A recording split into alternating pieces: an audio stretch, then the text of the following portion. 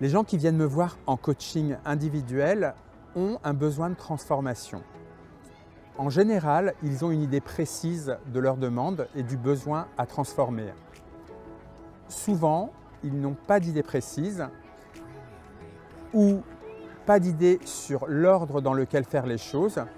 Et donc, on va commencer par une première séance qui consistera à une clarification. Souvent, dans cette première séance, on va avoir beaucoup de prise de conscience. Et on sait à quel point les prises de conscience de choses nouvelles sont importantes dans un processus de transformation. Dans tous les cas, je vais d'abord m'assurer que le client est OK sur ses besoins fondamentaux avant de démarrer un processus de développement personnel. Je ne suis pas médecin ni expert en sommeil ou en nutrition, mais j'estime qu'il va de ma responsabilité de coach de m'assurer que le client va pouvoir s'entourer de personnes efficaces pour l'accompagner aussi dans ces domaines.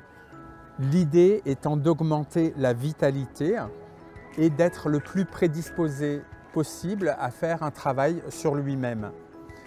Avoir toute sa tête pour penser et tout son corps pour ressentir.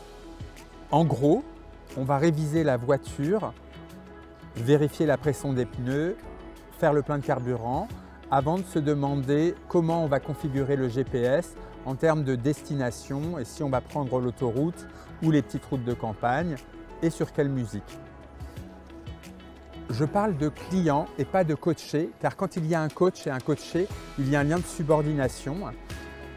Je ne parle pas non plus de patients, car mes clients ne sont pas malades et quand ils le sont, ce n'est pas mon rôle de les guérir. Je préfère vraiment parler d'accompagnement. D'ailleurs, le compagnon est celui avec qui on partage le pain. J'aime assez cette idée. Les gens qui viennent me voir ont des profils très variés.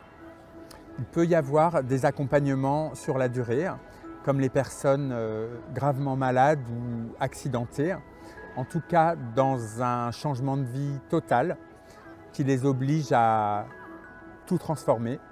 Avec ces personnes qui vivent des ruptures immenses dans leur vie, on va travailler sur les priorités le plus tôt possible dans leur épreuve, car l'idée est vraiment dans la tempête, dans le tsunami qu'ils sont en train de traverser, de mettre un phare et des balises.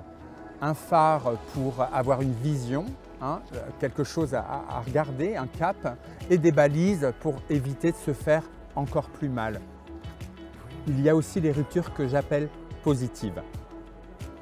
Il y a 30 ans, on passait toute sa vie au même endroit, en exerçant le même métier, avec le seul et unique amour de sa vie. Aujourd'hui, on va être appelé à vivre dans plusieurs endroits, voir plusieurs continents, parler plusieurs langues, changer d'usage, exercer plusieurs métiers et enchaîner 1, 2, 3, voire plus, grandes histoires d'amour. C'est ce que j'appelle les ruptures décidées ou positives. Même dans les ruptures positives, on va devoir anticiper sur le changement, car on va devoir changer notre manière de faire. Je peux aussi avoir des demandes d'un type différent, beaucoup plus ponctuel, avec une dimension d'urgence. Souvent, des personnes ont à prendre une décision qui va transformer beaucoup de choses, engager beaucoup de choses dans leur vie et ont du mal à prendre du recul. Moi, j'aime prendre cette métaphore du château. C'est-à-dire que quand on vit dans un château, on est toujours en boucle sur la salle à manger, la chambre, la cuisine. Et l'idée, c'est que, à force d'être en boucle toujours sur ces mêmes questions au même endroit, on est dans l'incapacité de prendre du recul. Mon rôle, ça va être précisément d'accompagner la personne pour aller visiter des endroits du château qu'elle n'a pas l'habitude de visiter. Par exemple, pour des raisons personnelles, elle peut ne pas être descendue à la cave depuis très longtemps ou avoir peur d'aller au grenier. pour d'autres raisons. L'idée, c'est de profiter de ce moment de coaching pour visiter le château de fond en comble et d'être sûr de prendre une décision en connaissance de cause. Car encore une fois, ce qui fait peur dans la prise de décision, c'est pas de prendre la décision, puisqu'en général, la personne, quand elle arrive face à moi, elle sait déjà à peu près ce dont elle a envie. Ce qui fait peur, c'est d'assumer les conséquences de cette décision. Et là, le rôle du coach, c'est vraiment de créer les conditions idéales d'un dialogue entre le client et lui-même, de manière à ce qu'il trouve les réponses en lui-même. Je travaille aussi beaucoup sur les émotions, l'idée étant de faire de la pédagogie sur le fait que on peut avoir une intelligence face à ces émotions plutôt que de les subir ou pire, de les nier.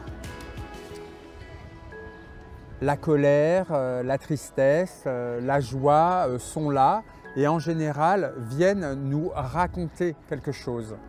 Donc l'idée, c'est de les accueillir déjà, de les reconnaître en les nommant. La tristesse, quand elle arrive, c'est une émotion qui vient nous raconter quelque chose.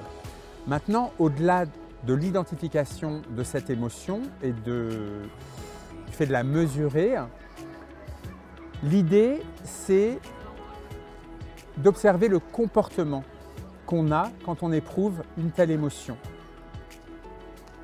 Et c'est là qu'on va devenir intelligent. C'est-à-dire que la tristesse, elle vient nous raconter quelque chose. Mais qu'est-ce que je fais quand je suis triste? Alors on peut observer par exemple deux cas de figure chez une même personne. Il y a une personne qui, quand elle sera victime de la tristesse, va à chaque fois prendre un tube de Lexomil et faire une tentative de suicide. Et puis on peut en avoir une autre qui, à chaque fois qu'elle va être triste, va se mettre à danser le lac des cygnes d'une manière la plus belle qui soit. Tout le monde sera d'accord pour dire qu'il y a un des deux comportements qu'on doit favoriser, et ce, dans l'intérêt de tout le monde. Utiliser l'envie comme guide et le plaisir comme stimulant. Mon objectif avec chaque personne, c'est de créer un espace dans lequel cette personne puisse grandir et qu'elle se sente libre, créative et que dans tout cela, elle soit autonome. Au final, il s'agit toujours de se connaître mieux soi-même et ce chemin au plus près de vous-même, je vous propose qu'on le fasse ensemble.